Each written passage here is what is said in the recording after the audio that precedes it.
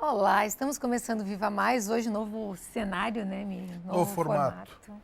O pessoal vai chamando a gente de antiquado e velho, é bom ir mudando para, né? A gente é meio teimoso, né, porque já nos chamaram de antiquado na primeira gravação, há 5 anos atrás, quando nós começamos com a bancada, disseram que o nosso formato era antiquado. Mas Com certeza a mesma pessoa agora vai dizer que nós continuamos antiquado por ter mudado.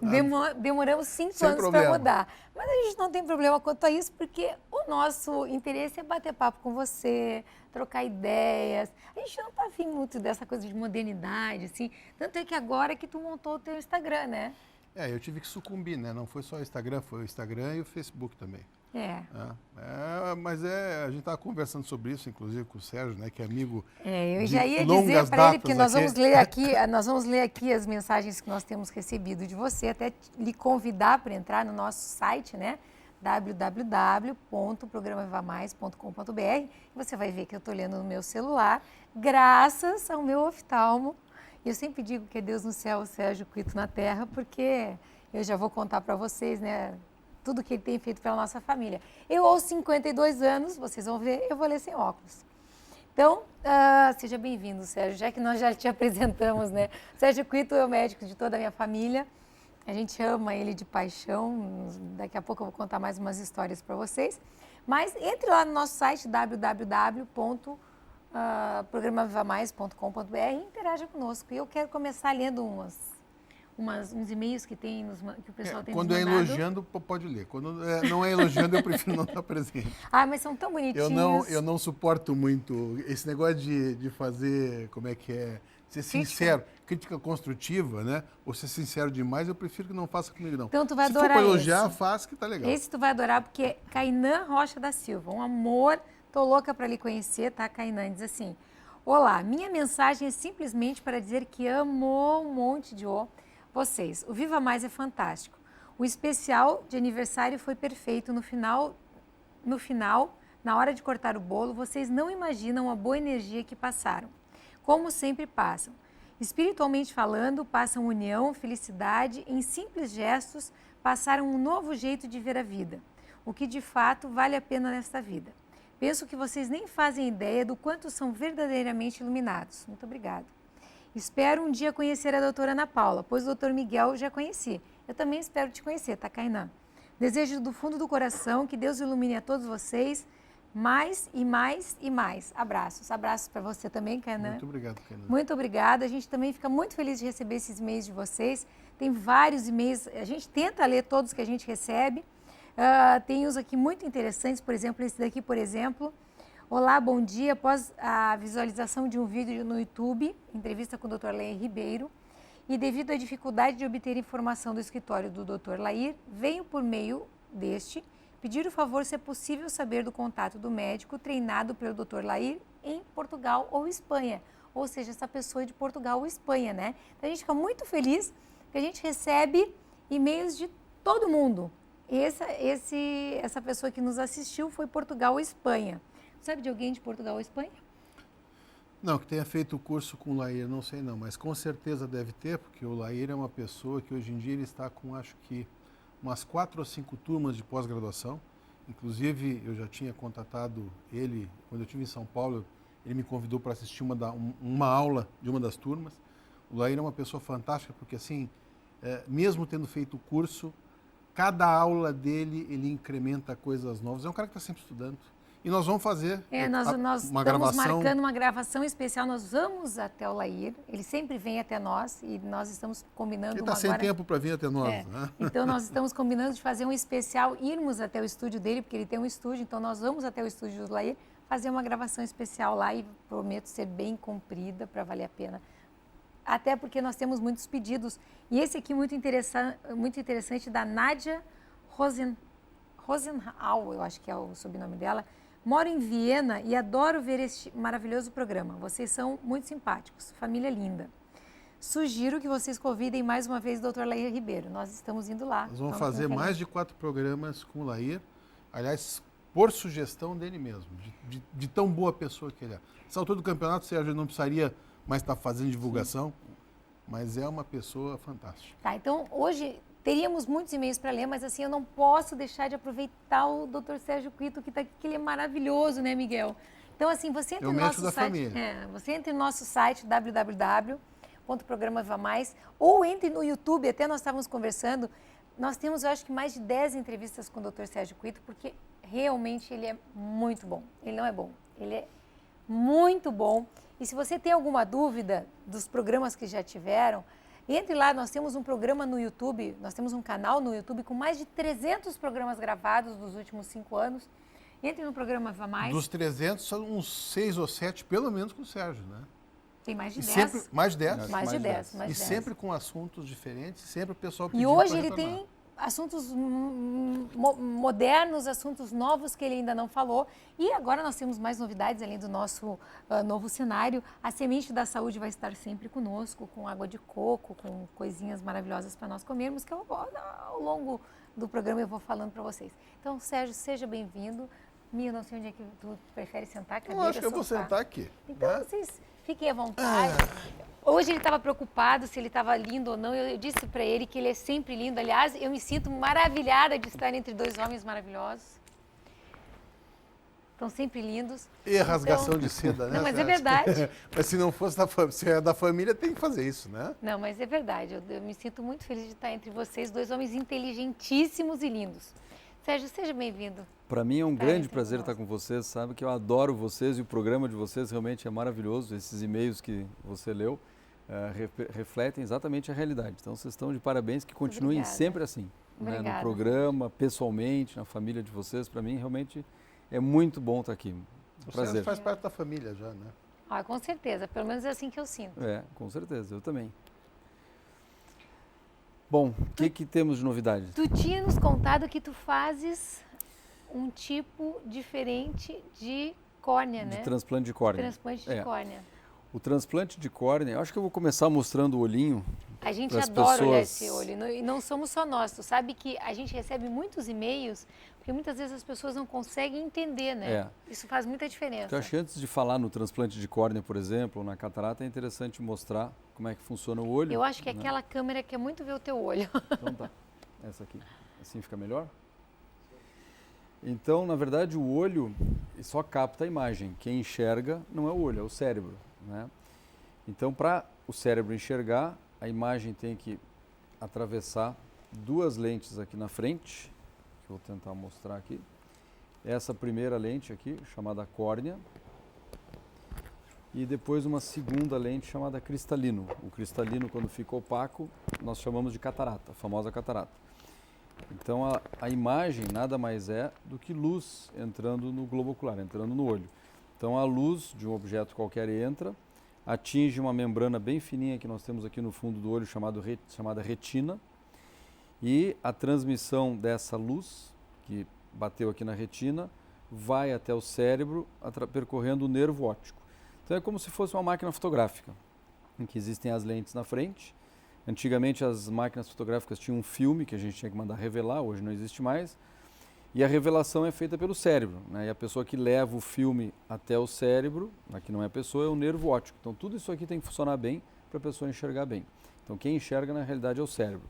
Mas, por exemplo, se essa primeira lente aqui na frente estiver opaca, não estiver transparente, ou tiver alguma deformidade na curvatura, a imagem que vai chegar aqui atrás vai ser horrível. Então a pessoa não vai enxergar muito bem.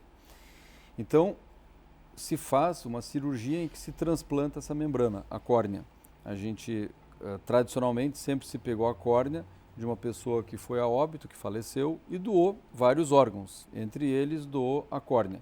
Então sempre existiu lista de espera no Brasil.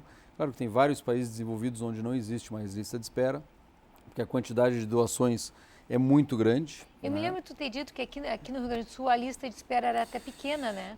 Isso melhorou muito de 2 anos para cá. Teve um trabalho muito grande entre os hospitais que fazem transplante de córnea, entre os hospitais que captam as córneas, porque uma coisa é a equipe transplantadora, outra coisa é a equipe, né, da central de transplante, dos bancos de olhos que captam o órgão, o tecido. No caso, a córnea é um tecido.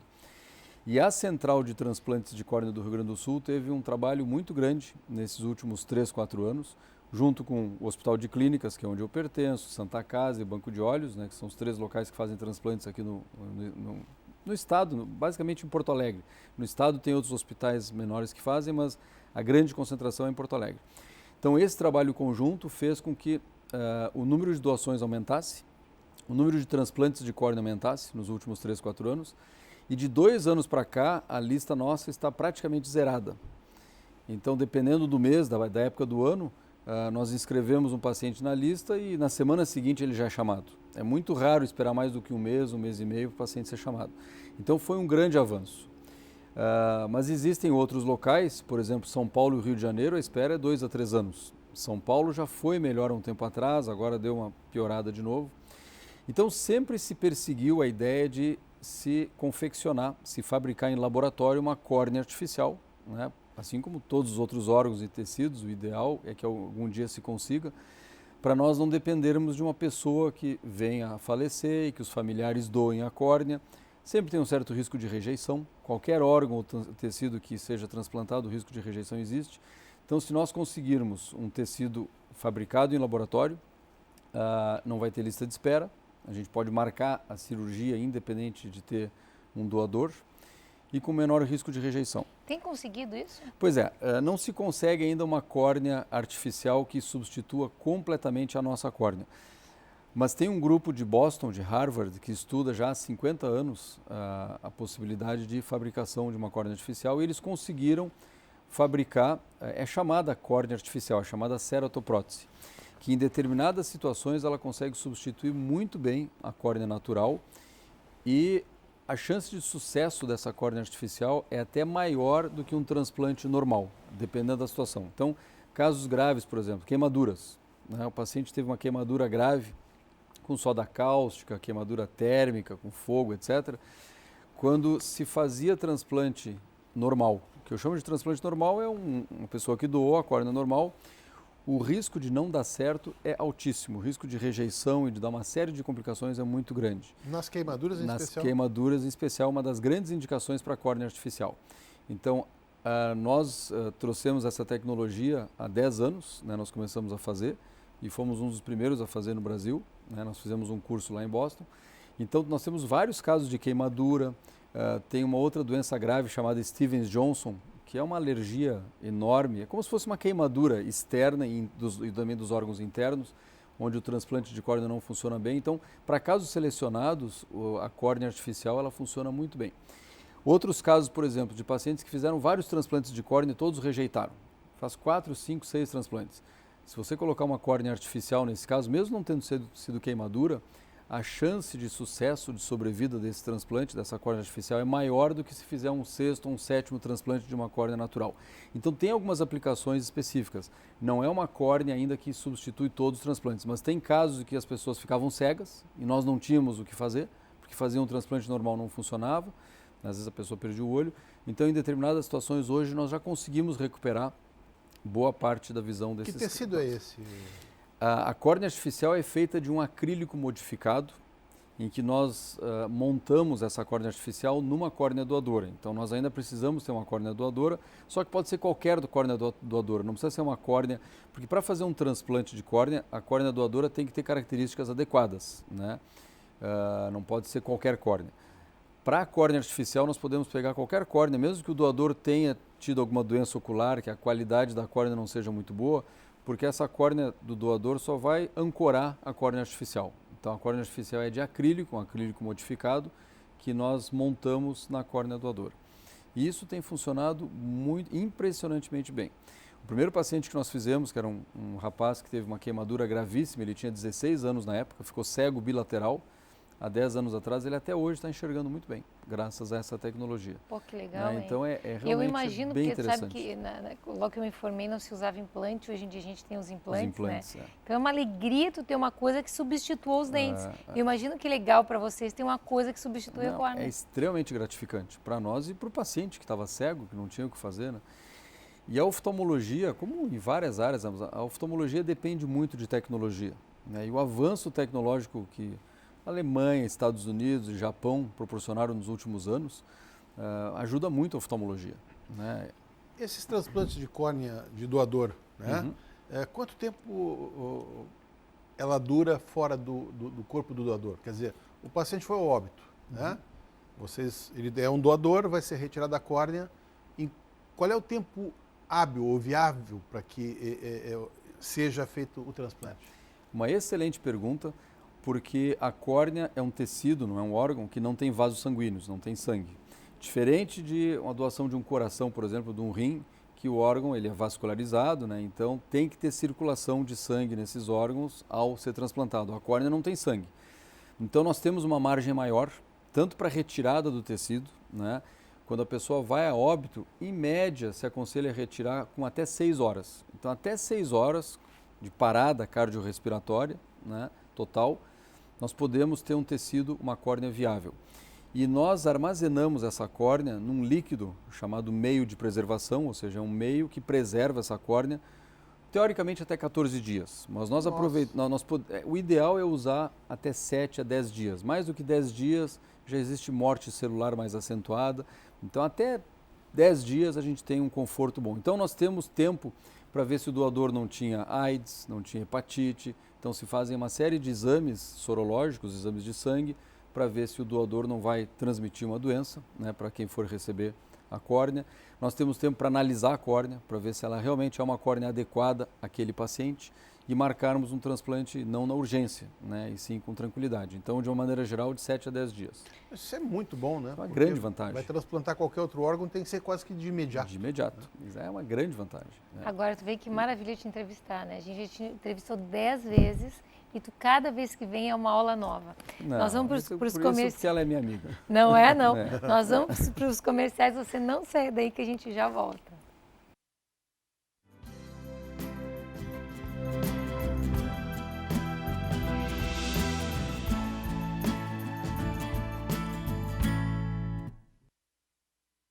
Seu sorriso está sempre com você. Ali no bairro das Três Figueiras, o Centro Odontológico 590 reúne o melhor para o seu sorriso ficar perfeito. Tratamentos com tecnologia e os produtos mais modernos do mundo. Profissionais especializados, capacitados e treinados em todas as áreas da odontologia. Atendimento personalizado, com carinho, respeito e preço justo. Liderado pela doutora Ana Paula Sorrentino Delvaux, pós-graduada em implantodontia e prótese, o Centro Odontológico 590 ainda reúne doutora Larissa Leite, especialista em odontopediatria, doutora Gisela Grande, especialista em cirurgia bucomaxilofacial, doutora Catra Itápia, especialista em endodontia, doutora Karine Betiol, especialista em periodontia. Seu novo sorriso está no Centro Odontológico 590, Avenida Carlos Ruber, 590. Você sonha com agilidade ao dirigir, com incrível design aerodinâmico, segurança e precisão nas curvas e a potência que você sempre quis. Poucas coisas na vida falam mais sobre você do que o carro que você dirige. Sua família. Não está na hora de você se dedicar a ela? Da Igreja de Jesus Cristo dos Santos dos Últimos Dias. Existem 2 tipos de residência, as que têm cupins e as que terão cupins. Toda madeira pode ser tratada e toda infestação deve ser controlada. Portanto, proteja seu patrimônio, faça um controle com até 10 anos de garantia, sem cheiro, sem sujeira e com total segurança para sua família. Ligue agora, 3026 5060. Zap Cupim, a solução definitiva contra os cupins.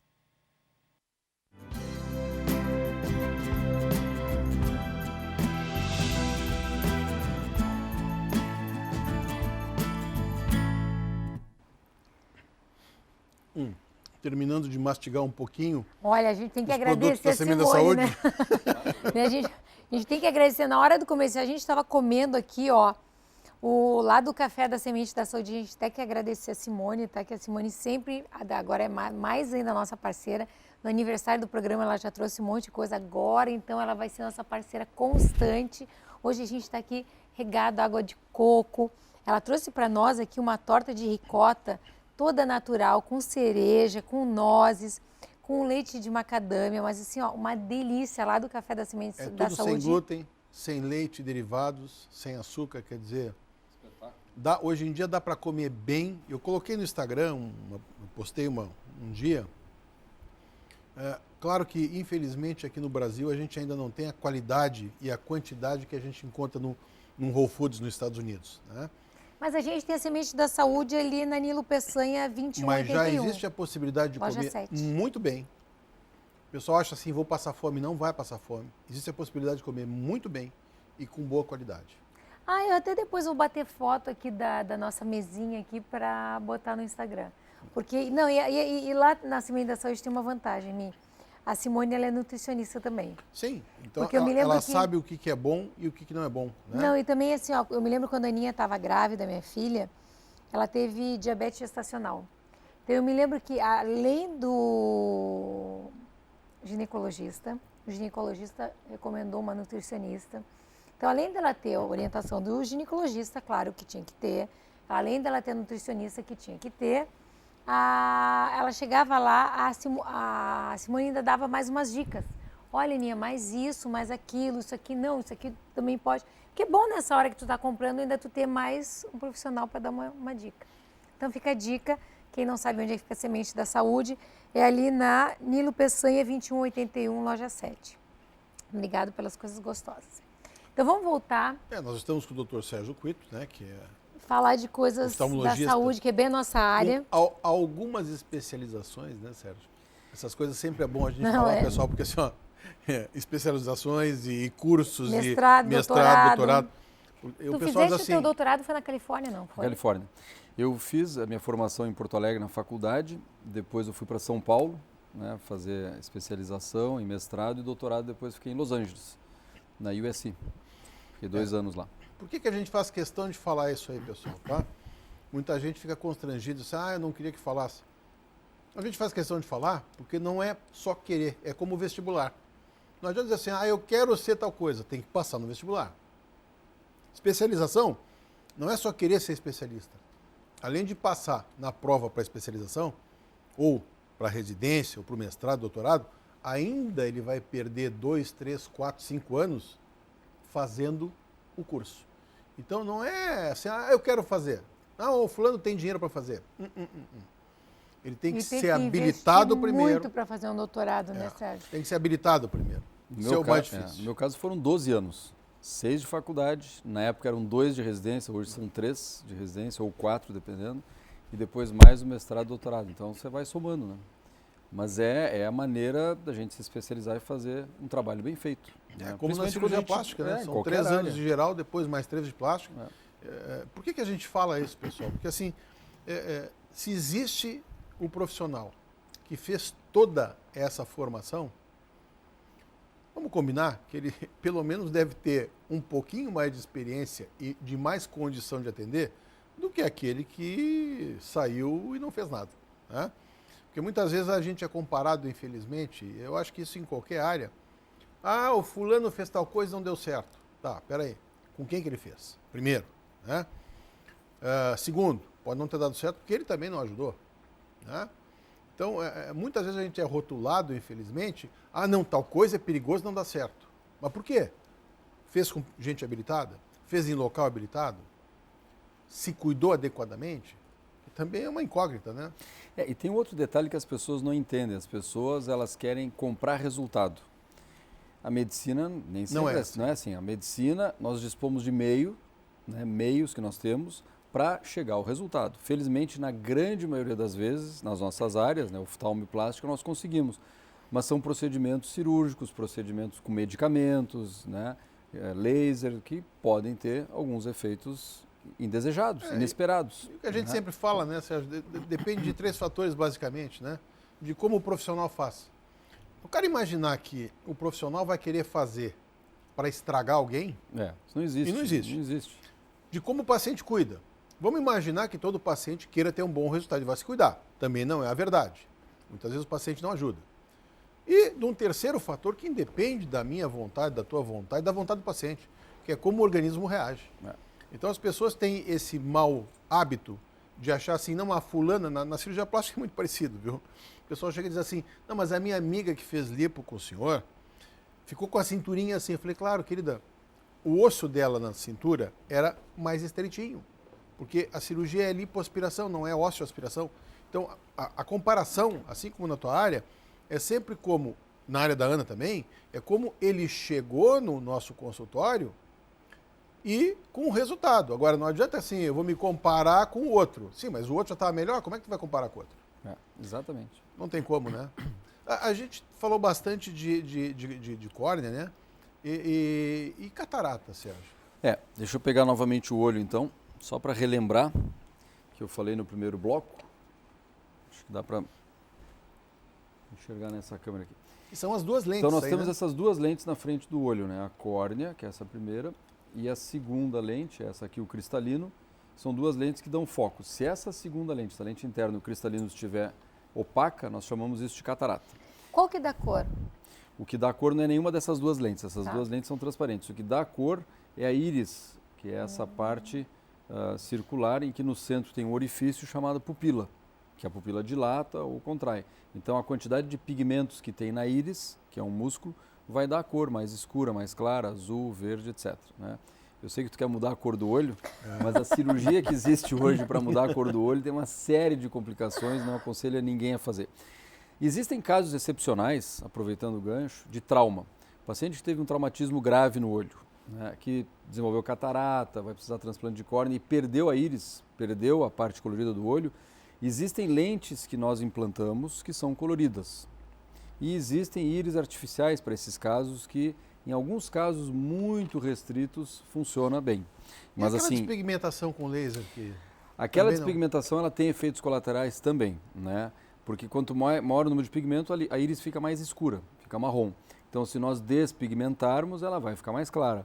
Mas existem riscos de glaucoma, de uveíte, que é uma inflamação grave dentro do olho, né? Então, realmente não vale a pena o não risco. vale a pena. Então, a catarata, essa lente que nós temos dentro do olho, ela pode ficar opaca por diversas causas. Uma delas é diabetes, que você mencionou. Dificilmente uma diabetes gestacional vai provocar catarata.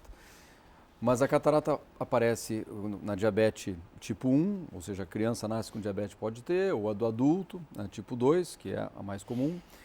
Ela está relacionada à idade, né, com o envelhecimento. Nós recebemos uma quantidade maior de raios ultravioleta, a exposição ao sol e ultravioleta é maior com o passar dos anos, e isso é um fator de aparecimento de catarata.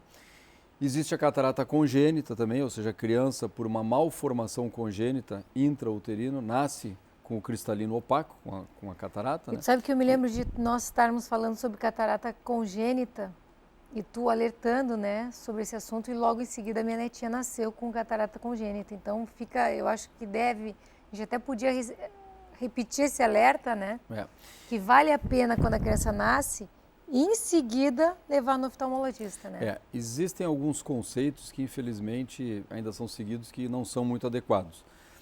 Tem o teste do olhinho, mas assim, além dos médicos da equipe pediatra, o obstetra, etc., examinar, é importante a família prestar atenção, né, no olhar da criança, se ela está com os dois olhos abertos ou se está desviando. Não existe estrabismo normal. Existia aquele conceito que o olho desviado é normal nos primeiros 6 meses. Não existe.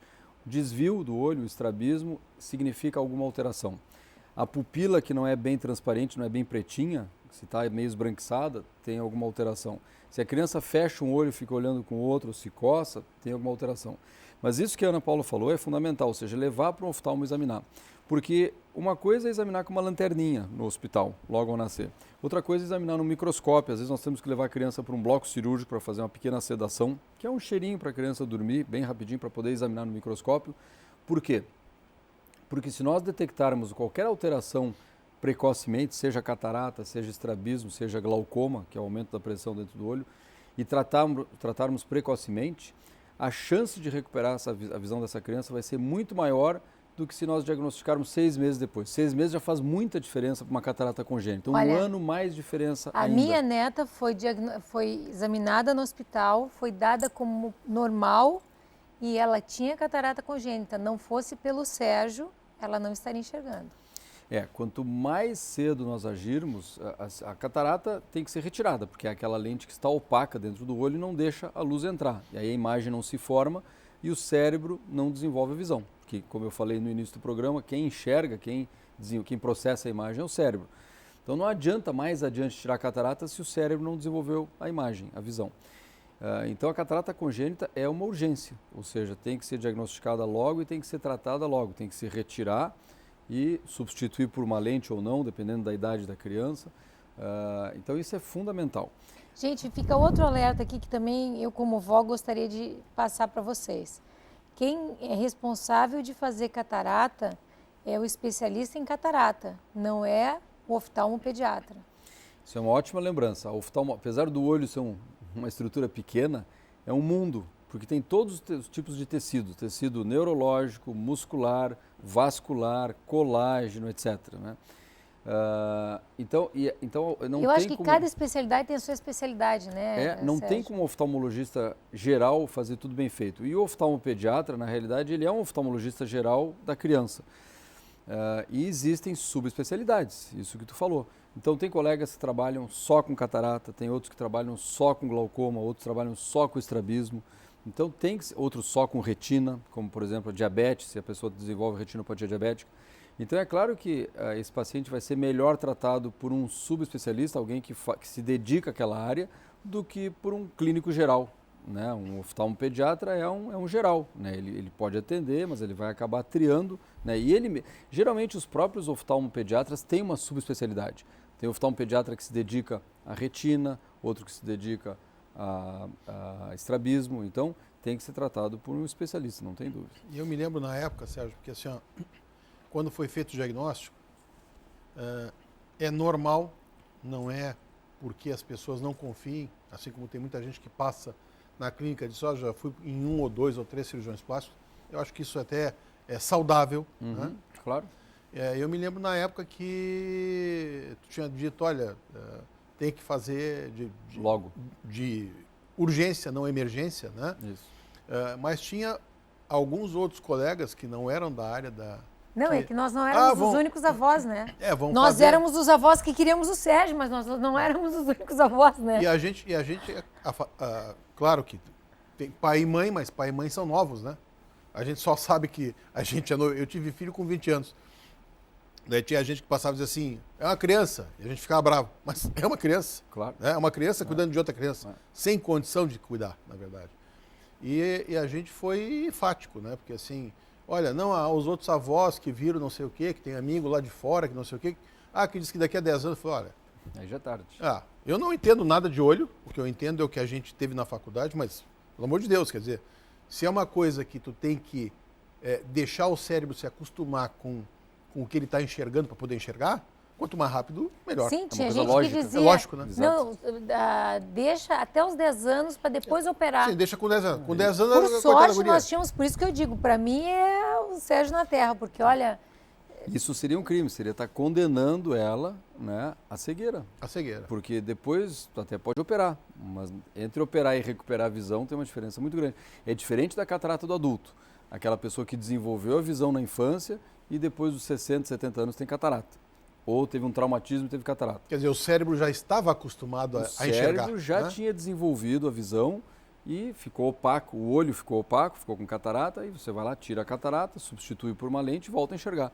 Diferente de uma criança que nasce e não vai ter esse estímulo, exatamente isso. Olha, fico alerta, porque chegou a ter, para a mesma criança, né? Um pediatra que chegou e disse assim, não, a gente deixa até os 10 anos com uma lente de 32 graus e talvez nem precise operar.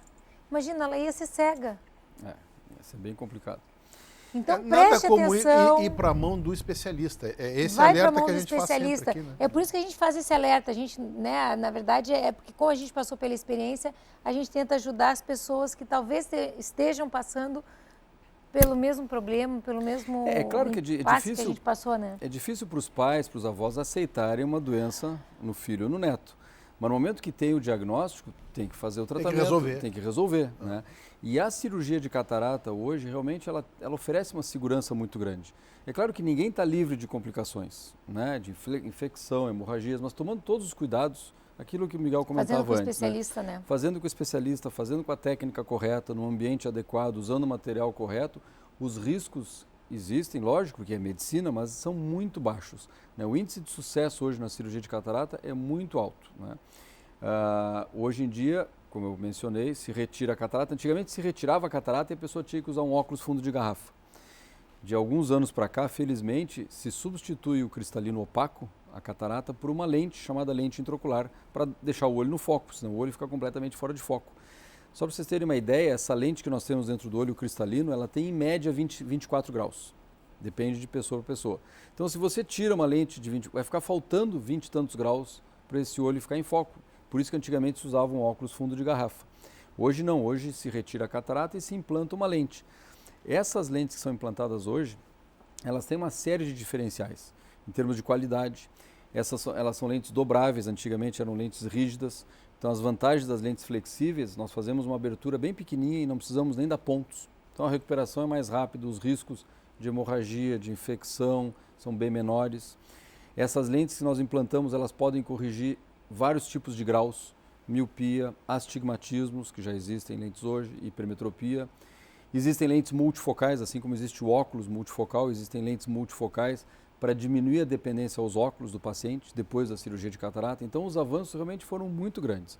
É claro que nós temos que analisar caso a caso para ver se está indicado uma lente ou outra, mas de uma maneira geral, os benefícios são muito grandes. A cirurgia, ela passa a ser assim como cirurgia para quem usa óculos, né? Que era uma coisa que até pouco tempo atrás a gente se falava mal. Falava mal, não faz um olho, não faz o outro, cuidado, porque não sei o que, pode dar. Cirurgia, como tu falou, tem o risco de qualquer cirurgia, mas no caso da catarata, qual é o risco que vai ter? Ele não enxergar daquele olho, já não está enxergando. Exatamente. Pega uma criança com uma catarata congênita. Ah, tá, mas não vou fazer agora porque tem risco. Sim, mas se não fizer, ele não vai enxergar. Aí é que é o risco. Daí é que é o risco. O risco é não fazer, né? Então tem um momento adequado. E infelizmente o diagnóstico, eu particularmente, depois disso, eu comecei quando nasceu meu primeiro netinho, que nasceu antes das netinhas da Ana, a minha filha levou no otorrino, com um mês e pouquinho. Pô, mas na época que eu passei pela faculdade, nem se falava isso, né? Mas daí tu começa a entender o porquê que cada vez mais o pessoal está fazendo exame mais cedo, né? Claro. Eu particularmente acho que se a família tem condição de levar no oftalmologista, acho que deveria levar tão logo quanto possível. Com certeza. Né? Porque qual é o problema de... Mal não vai fazer. Vou pagar uma consulta, ou vou no convênio, sei lá, ou vou pagar consulta.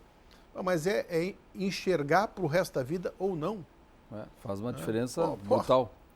Eu hoje em dia, toda vez que eu enxergo uma pessoa grávida, eu digo, sabe o que tu faz? Logo que nascer, leva no oftalmo. Mas eles não fazem teste do olhinho.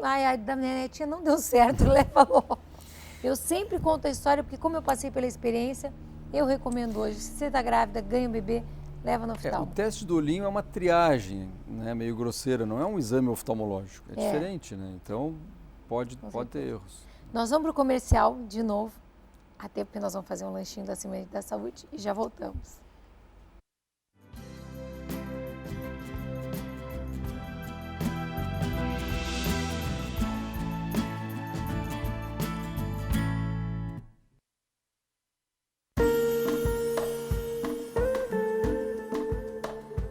Cirurgia plástica é um instrumento para a busca da felicidade. Toda vez que nós temos uma maior harmonia entre corpo e mente, nós temos uma pessoa feliz. Pequenos defeitos que nós herdamos quando nascemos, como uma orelha de abano, um nariz adunco, uma mama que não tenha se desenvolvido de forma apropriada, assim como outros pequenos defeitos que vamos ganhando com o envelhecimento. Rugas, sobras de pele, gorduras mal localizadas, são todos possíveis de serem melhorados pela cirurgia plástica. Importante lembrar, quando você quiser fazer uma cirurgia plástica, procure um médico que tenha 6 anos de medicina, 3 anos de cirurgia geral, mais 3 anos de cirurgia plástica, que seja reconhecido pela Sociedade Brasileira de Cirurgia Plástica e que seja reconhecido pelo Conselho Federal de Medicina.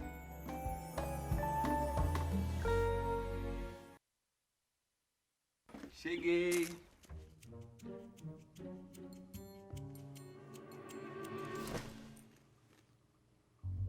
Pai, você não vai ficar bravo comigo, né? Vou, Paciência. mas só se você não tiver guardado nenhuma batatinha pra mim. Guardei. Tá aqui. Seus filhos serão crianças por pouco tempo. Aproveite. Da Igreja de Jesus Cristo, dos Santos dos Últimos Dias. As crianças do Lar Santo Antônio dos Excepcionais possuem inúmeras necessidades especiais. Medicamentos, fisioterapia, aparelhos, exames.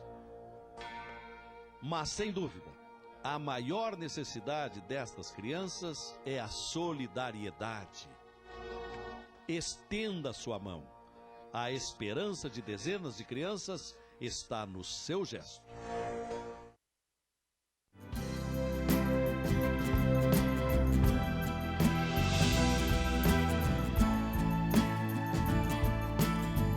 Soja não é uma coisa tão boa. Se você notar que a gente está ainda mastigando um pouquinho, pessoal, é que no intervalo, como a Ana falou, nós estamos fazendo um lanchinho. Olha, eu estou aqui comendo um biscoitinho de açafrão, que é uma delícia. da Semente da Saúde. Da Semente da Saúde. Aqueles biscoitinhos ali são de banana... Banana verde frita. Verde frita, que é uma delícia. Em Tudo vez lá de da comer Semente da batatinha Saúde. frita, né, isso é Uma batata. delícia. É mais gostoso que batatinha frita, né? Excelente. Uma delícia aquelas bananinhas fritas. Maravilhosas. Lá da Semente da Saúde, que fica na Nilo Peçanha 2181. Muito Loja bem. 7. Eu acho que a gente falou de algumas coisas interessantes que você não sabia e a gente não sabia também. Não vamos querer mentir, né? Porque as especialidades vão evoluindo e o que a gente aprendeu na faculdade. E uma aula, né? O Sérgio está sempre atualizado. O Sérgio é uma aula né? para nós. Vocês são meus amigos, não dá Não, não leve em uma conta aula, o que eles Sérgio, estão é uma falando. aula. Sérgio, assim, a gente cansa na clínica, por exemplo, a gente cansa de indicar realmente, porque, primeiro porque é o médico da família, não é um nem dois pacientes que perguntam. Segundo, porque a gente tem segurança. O que a gente sempre fala aqui, pessoal, é o seguinte, primeiro, nenhum profissional que vem aqui paga para vir aqui. Nós escolhemos. Segundo, tem outros excelentes profissionais? Sem dúvida. Mas tem muita gente que a gente convida para vir e a pessoa não gosta de falar.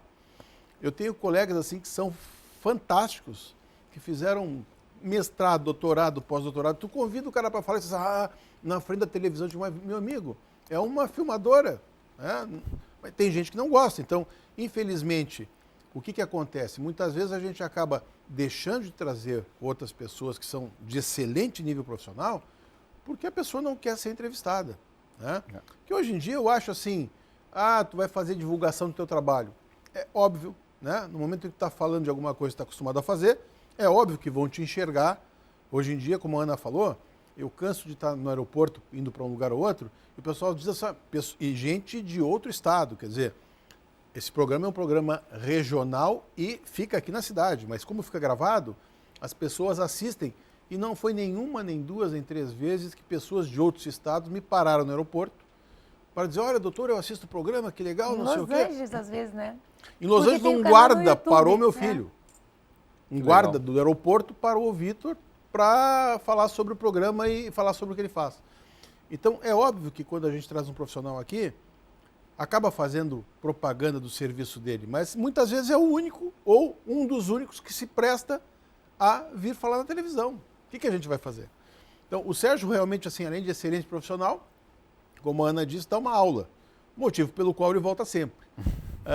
Outra cirurgia que eu acho que é uma cirurgia muito interessante, Sérgio, e que muita gente ainda tem medo, seria a cirurgia com laser, ou a cirurgia para tirar o óculos, né? Para a pessoa não ter que usar mais. Essa daí eu sou testemunha. Vocês viram que quando começou o programa, eu li no meu celular as mensagens sem óculos, e olha que eu já estou com 52 anos.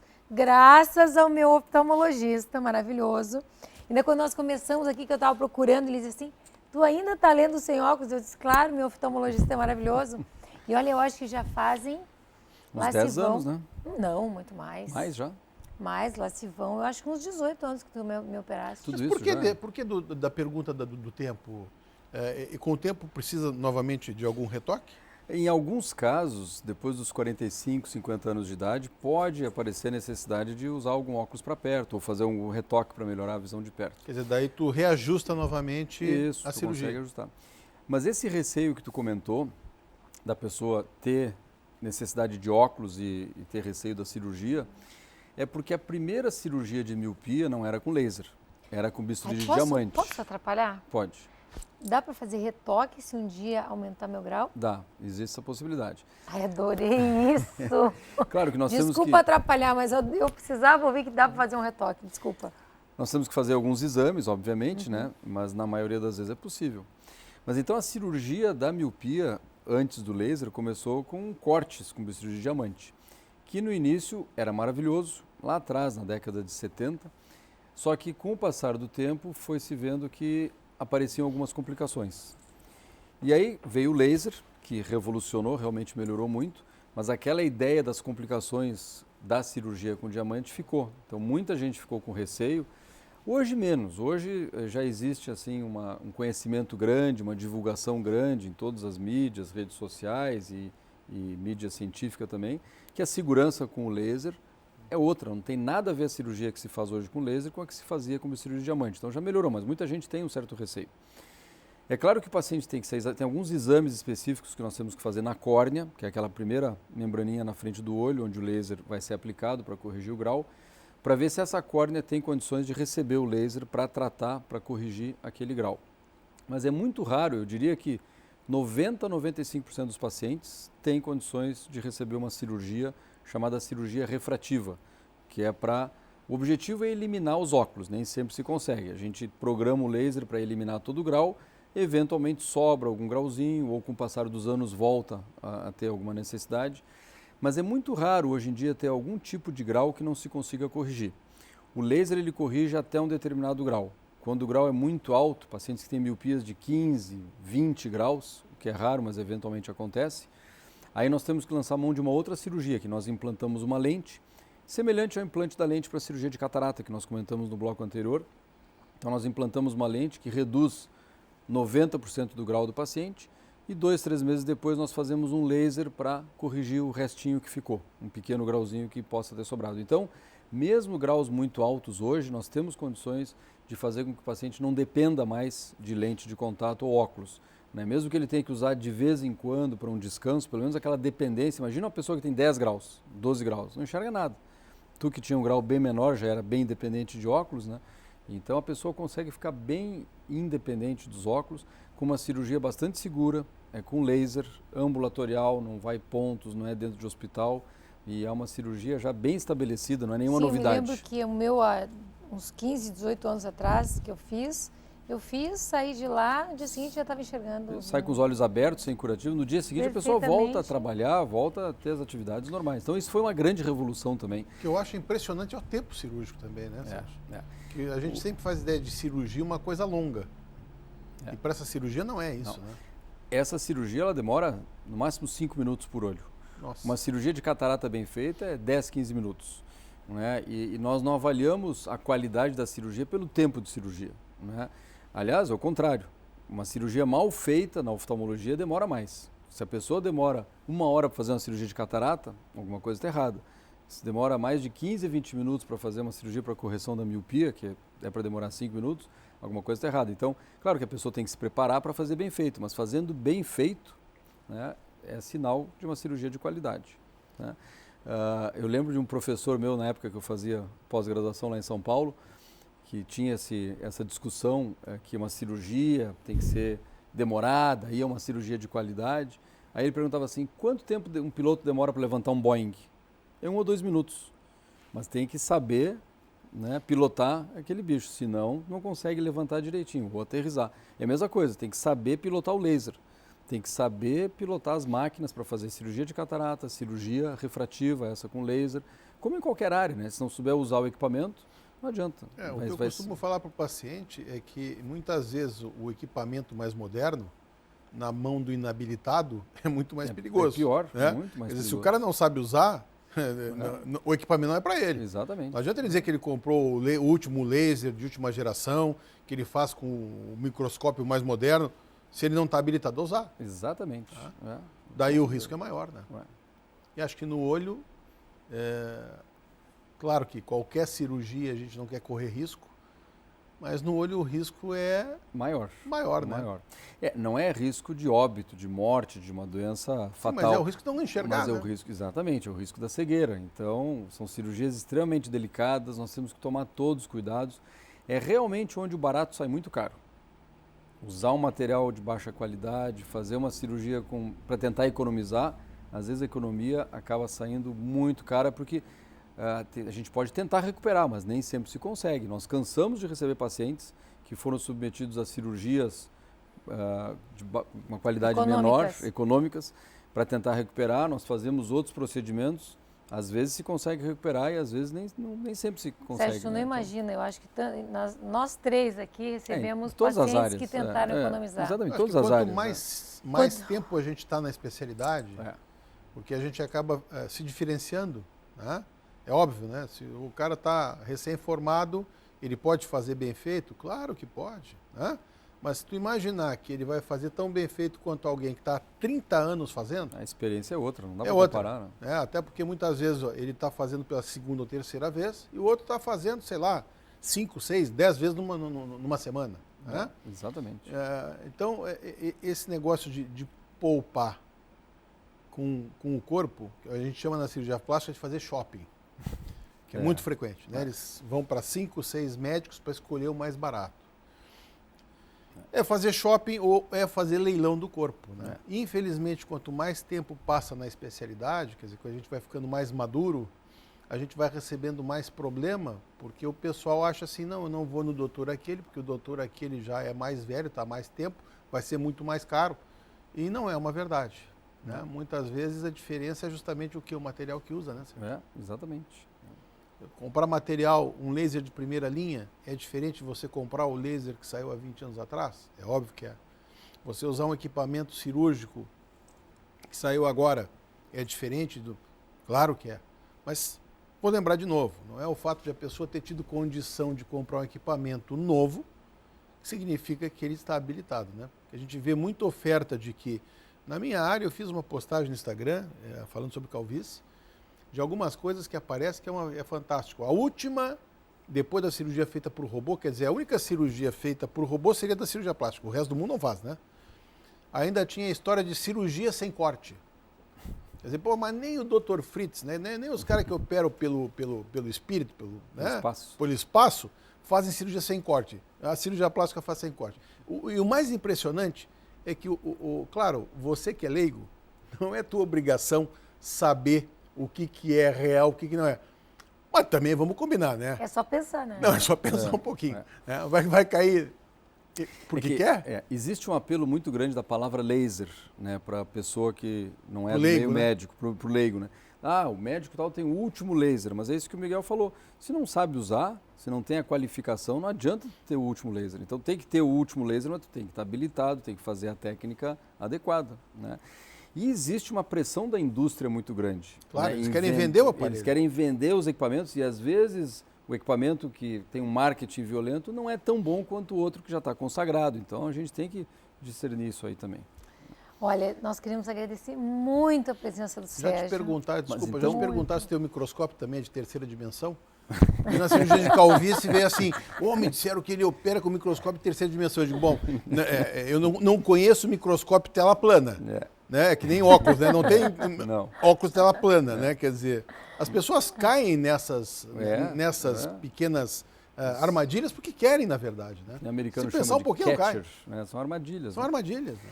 Mas antes de encerrar, eu quero agradecer extremamente e quero também dar o meu depoimento, que a gente se sente super à vontade aqui. Né? Pena que passa tão rápido, viu? Já passou uma hora, nem parece. Eu tenho vontade de te segurar aqui horas, Sérgio, porque é muito gostoso te ter aqui, viu? E é bom que vocês dão espaço para a gente conversar. O ambiente já era agradável, agora ficou mais agradável ainda, super descontraído. Então, eu agradeço de coração. Para mim é um grande prazer. Vocês estão de parabéns e continuem fazendo sempre esse programa maravilhoso. Muito obrigada. Obrigada a você, essa hora da noite, estar aqui com a gente, se dispor para vir aqui dar essa aula maravilhosa para nós, para as pessoas que compartilham o programa conosco. E você, obrigada por sempre estar conosco, nos assistindo. Entre no nosso site, né, www.programavivamais.com.br Entre no nosso Facebook, a gente tem o Facebook do programa. O Miguel tem o Instagram dele, eu tenho o meu Instagram. Hoje em dia com o Facebook também, tá? Ele tem o Facebook dele. Eu tô melhorando, tô desenvelhecendo, se existe a palavra. Ó, o Sérgio também vai fazer o Instagram dele, o Facebook dele. Então compartilhe. E nós temos o canal do YouTube. Se você entrar no YouTube Programa Viva Mais, tem mais de 300 programas gravados. E não se esqueça, se você entrar, dá para mandar as dúvidas que ficaram. Porque a gente quer trazer todos os nossos convidados de novo. Em especial o Dr. Sérgio, para que ele traga, para que sempre venha dar essas aulas, trazer as novidades e responder as dúvidas que muitas vezes a gente esquece de perguntar. E você pode perguntar e a gente traz ele de novo. Até sábado que vem. Obrigada, Sérgio.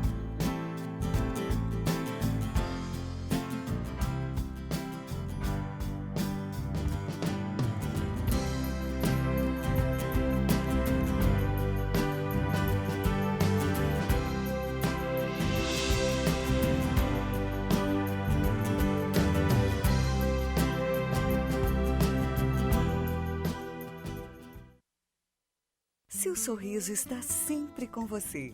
Ali no bairro das Três Figueiras, o Centro Odontológico 590 reúne o melhor para o seu sorriso ficar perfeito. Tratamentos com tecnologia e os produtos mais modernos do mundo. Profissionais especializados, capacitados e treinados em todas as áreas da odontologia. Atendimento personalizado, com carinho, respeito e preço justo. Liderado pela doutora Ana Paula Sorrentino Delvaux, pós-graduada em implantodontia e prótese, o Centro Odontológico 590 ainda reúne doutora Larissa Leite, especialista em odontopediatria. Doutora Gisela Grande, especialista em cirurgia bucomaxilofacial. Doutora Catra Itápia, especialista em endodontia. Doutora Karine Betiol, especialista em periodontia. Seu novo sorriso está no Centro Odontológico 590, Avenida Carlos Ruber, 590.